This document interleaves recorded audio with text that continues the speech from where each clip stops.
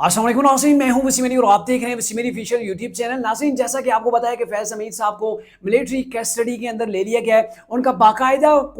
Field court martial जो है उसकी इब्तदा हो चुकी है, उसका आगाज़ हो चुका है। और यहाँ पे सवाल ये है, क्या ये मियाँ नवाज शरीफ के मुतालबे के मुताबिक ये चीज़ें हो रही हैं? और दूसरी चीज़, चूँकि आर्मी ने या फिर आर्मी चीफ ने दो टोक अंदाज के अंदर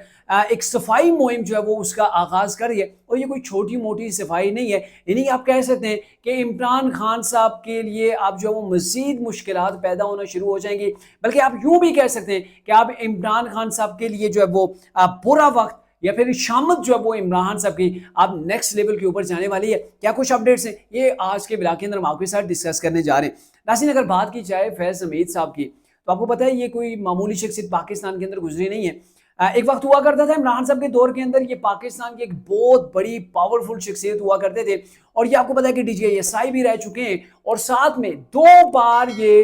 जो वो कोर कमांडर रह चुके हैं। एक बार कोर कमांडर पेशावर रह चुके हैं और दूसरी बार कोर कमांडर ये बहावलपुर भी रह चुके हैं। और इससे बड़ी बात कि जिस शख्स को मिलिट्री कस्टडी के अंदर लिया गया है, जिस शख्स को जो है वो उसके खिलाफ फील्ड कोर्ट मार्शल का आगाज हो गया, कार्रवाई शुरू हो गई है, वो शख्स रिसेंटली जो पाकिस्तान के आर्मी चीफ बने, आर्मी चीफ आसिम मुनीर साहब, तो उस वक्त ये भी आर्मी चीफ बनने की दौड़ के अंदर शामिल थे।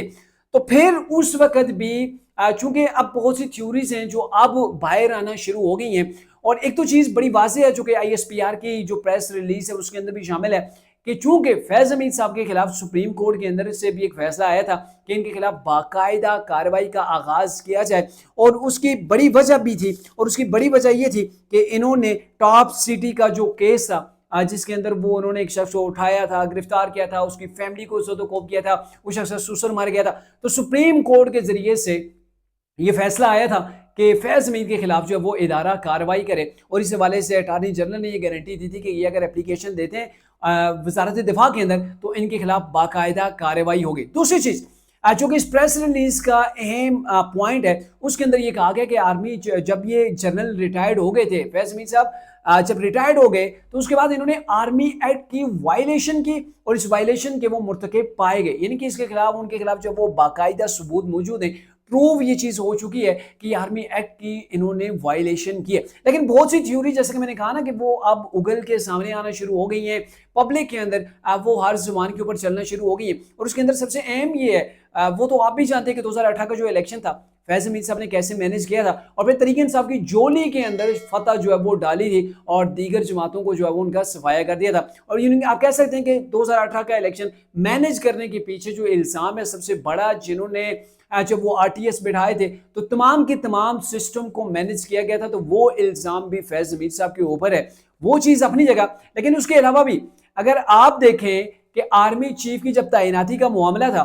तो उस वक्त आर्मी चीफ की तैनाती को तरीके इंसाफ की जानिब से बड़ा ही मुतनाज़ा बनाने की कोशिश की गई थी, और फिर उनकी तैनाती के बीच रोड़े डालने की कोशिश की गई थी। तो अब लोगों की ये ज़बानों के ऊपर चीज़ें चल रही हैं कि उसके पीछे भी फैज़ हमीद साहब से, और जैसे ही आर्मी चीफ आसिम मुनीर साहब बन गए, तो फैज़ हमीद साहब ने फौरन जो है वो रिज़ाइन कर दिया। यानी कि उनकी अभी जॉब जो वो बाकी थी, उनका टेन्योर अभी बाकी था, लेकिन वो चूंकि इस दौड़ के अंदर शामिल थे, उनको आर्मी चीफ नहीं बनाया गया, तो उन्होंने रिज़ाइन कर दिया। ये आम जबान के ऊपर जो वो चीज़ें चल रही हैं। दूसरी चीज़, 9 मई के जो मुजरिम है, आपको पता है 9 मई को जो कुछ भी हुआ था, तरीके इंसाफ वो भुगत रही है। लेकिन फौज की इनसाइड से भी कुछ लोग जो वो इस चीज़ के अंदर शामिल थे, या कहीं ना कहीं उनकी इन्वॉल्वमेंट थी, और इसके खिलाफ जब वो आर्मी ने खुद एहतसाबी का अमल बनाते हुए 2 स्टार 3 स्टार जो लोग भी थे, जनरल से, उनको भी सजाएं दी, उनका भी कोर्ट मार्शल किया गया है, उनको जॉब से डिसमिस किया गया है। तो जब आर्मी ने ये सारा कुछ कर दिया, और अब आप देख लें, उस वक्त ये कहा जा रहा था कि इसके अंदर भी फैज़ हमीद साहब की इन्वॉल्वमेंट है, उस वक्त भी ये बातें हो रही थी। तो अब चूंकि जब फैज़ हमीद साहब को ही जो है वो गिरफ्तार कर लिया गया, तो ये सिर्फ ये चीज़ नहीं है कि टॉप सिटी का ये केस है, तो इसके पीछे उन्होंने जो वायलेशन की हुई है ना आर्मी एक्ट की, रिटायरमेंट के बाद जो उनके ऊपर जो वो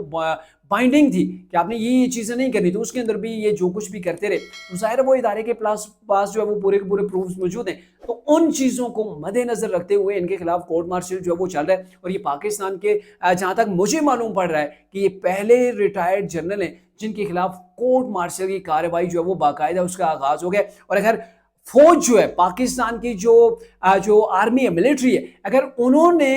अपने मोस्ट सीनियर जो लोग हैं, जो DJSI के ओहदे के ऊपर भी रहे, आर्मी चीफ बनने की दौड़ के अंदर भी शामिल थे, अगर उनके खिलाफ कार्रवाई का आगाज किया है, उनको सजाएं दी जाएंगी या फिर दी जा रही हैं, तो फिर 9 मई के जो मुजरमान हैं, जिसके अंदर तरीके इंसाफ के जो लोग हैं, सीनियर इमरान बानी जो हैं तरीके इंसाफ के, वो इन चीज़ों के अंदर शामिल हैं, तो फिर बड़ा ही दो टोक अंदाज के अंदर ये मौकफ है कि इमरान खान साहब को मुआफ नहीं किया जाएगा, चाहे उनका ट्रायल मिलिट्री कोर्ट्स के अंदर हो या सिविलियन कोर्ट्स के अंदर हो। लेकिन इस्टेब्लिशमेंट ने, आर्मी ने, पाकिस्तान की मिलिट्री ने तो ठोक अंदाज के अंदर ये मौकफ अपनाया हुआ है। और ये सिर्फ आर्मी चीफ आसिम मुनीर का नहीं है कि वो मुद्दत उनकी जब खत्म होगी, रिटायर्ड हो जाएंगे, नया जनरल आएगा तो सारी चीजें जो वो रिवर्स हो जाएंगी, ऐसा नहीं है। बल्कि ये कहा जा रहा है, जो इनसाइड न्यूज है, कि पूरी की पूरी जो पाक फौज है उसके अंदर 9 मई को लेकर गम गुस्सा पाया जाता है। फिर इमरान साहब ने 1971 के हवाले से ट्वीट खड़का दी थी और उसके ऊपर वो बाज़ाब्ता तौर पर उसके ऊपर कारबंद रहे कि इस चीज़ के अंदर मैंने कोई गलती नहीं की, जो कुछ भी हुआ है वो मेरी मर्जी के साथ हुआ। तो इन तमाम चीज़ों को मद्देनजर रखते हुए पाक फौज के अंदर अभी सिर्फ एक ही पॉलिसी है, और पॉलिसी यह कि जो इदारे के अंदर बगावत पैदा कर रहा है, जो इदारे को मसलने की कोशिश कर रहा है, जिसने इदारे के ऊपर हमला किया है, तो उसकी बाज़पुर्स होगी और आईन और कानून के मुताबिक उससे जो है वो पूछताछ होगी, उसको एहसाब जो है वो इन चीज़ों का देना पड़ेगा। अब आपको पता है मियाँ साहब बाहर बैठे हुए थे उस वक्त भी,